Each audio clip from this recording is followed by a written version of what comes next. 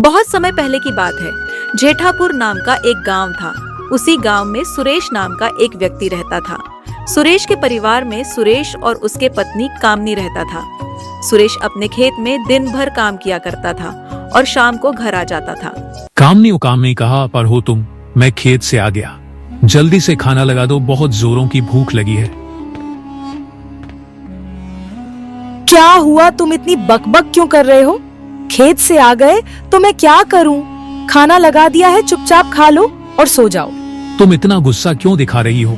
मैं तो अभी खेत से आया हूँ, इतना थका हुआ हूँ। सुरेश की पत्नी कामनी एक घमंडी औरत थी। वो दिन भर अपने मोबाइल में लगे रहते थे और दूसरे पुरुष के साथ छुप छुप कर बात किया करता था।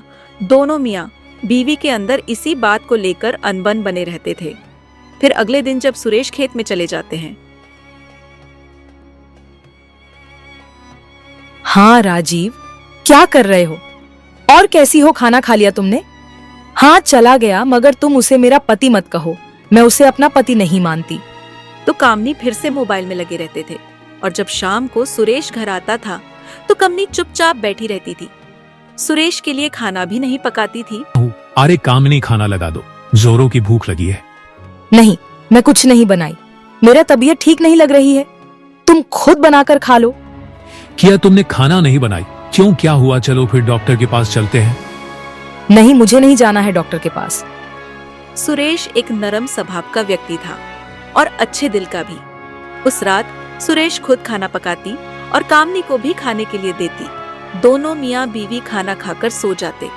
कामनी सुरेश को हमेशा नीचे सोने को देती और खुद पलक पर सोती। ऐसे ही सिलसिला 1 साल तक चलता रहा। कामनी, मैं खेत जा रहा हूँ। आओ राजीव, आओ, घर पर कोई नहीं है। हाँ, मैं भी इस दिन का इंतजार कर रहा था। अरे कामनी, तुम अगर सुरेश को पसंद नहीं करती हो तो उसे छोड़ क्यों नहीं देते और मेरे साथ भाग चलो, हम दोनों कोर्ट मैरिज कर लेंगे। हाँ, मैं भी। कामनी और राजीव गांव छोड़कर भाग जाती है। शाम को जब सुरेश खेत से घर आती है तो देखता है कि कामनी घर पर नहीं है। कामनी, ओ कामनी, कहाँ पर हो तुम? लग रहा है कि कालू चाचा के घर पर गया होगा। जाकर देखता हूँ, क्या पता वहाँ पर हो सकता है। कामनी।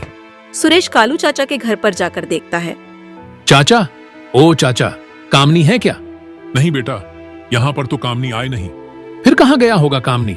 अरे बेटा, मैं जब बाजार से लौट रहा था तो मैंने बहू को देखा कि एक लड़के के साथ उधर जा रहा था। ठीक है चाचा, मैं अभी घर चलता हूँ। सुरेश वहाँ से घर चला आता है। मुझे अगर ऐसे ही धोखा देना था तो मेरी जिंदगी में आई क्यों कामनी? नहीं, तुम मेरे साथ ऐसा नहीं कर सकते, क्योंकि इस दुनिया में तुम्हारे अलावा और मेरा कोई नहीं है।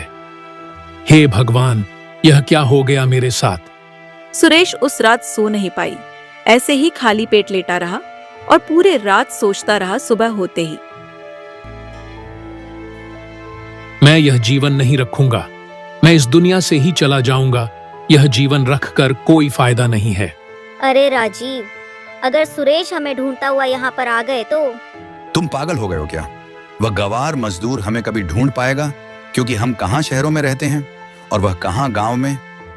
उधर सुरेश खेत के किनारे एक पेड़ पर रस्सी लगाकर फांसी लगाने ही वाले होते हैं। तभी वहाँ पर एक साधु बाबा आ जाते हैं। अरे बेटा, ये तुम क्या कर रहे हो? अपना मूल्यवान जीवन को नष्ट करने जा रहे हो।